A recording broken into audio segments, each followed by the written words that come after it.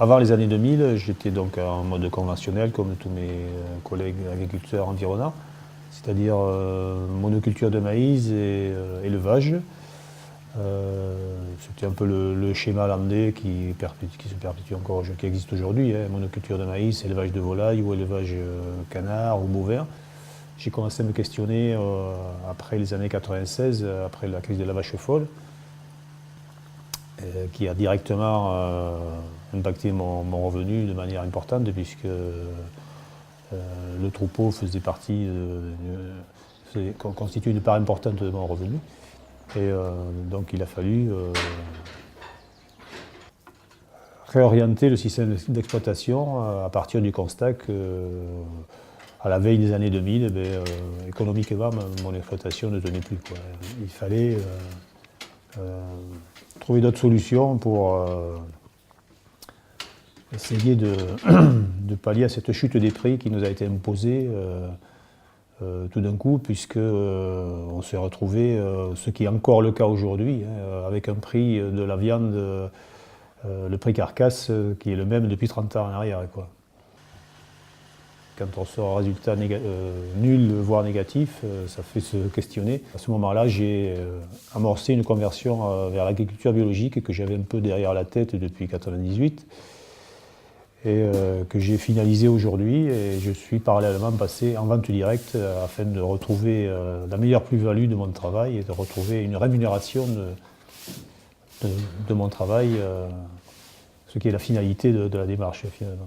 C'est un raisonnement global à la fois qui part d'un constat économique, mais aussi d'une philosophie sur le long terme qui fait que le schéma monoculture ne peut pas s'appliquer à mon exploitation et que je pense qu'il faut perpétuer des solutions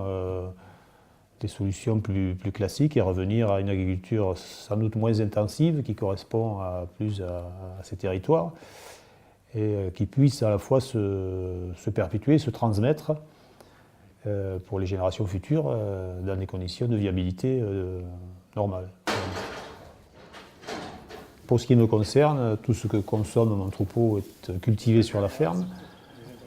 Donc la ration céréales, par exemple, que je donnais tout à l'heure, elle est entièrement constituée à partir de céréales cultivées sur la ferme.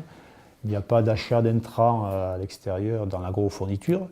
Donc il y a une traçabilité totale de l'alimentation du troupeau. Donc la spécificité aussi par rapport au modèle conventionnel, c'est peut-être que je fonctionne donc en autonomie fourragère totale. Donc il y a une transparence totale sur l'alimentation des animaux et c'est un argument auprès des consommateurs qui consomment mon produit qui les séduit, quoi, d'ailleurs. Sur le plan économique, on trouve un retour un peu plus intéressant. Au moins, on a une rémunération directe de son travail et on récupère la plus-value des efforts qu'on a mis à développer ce système. Il y a certes les vicissitudes économiques, la pénibilité des travaux d'élevage.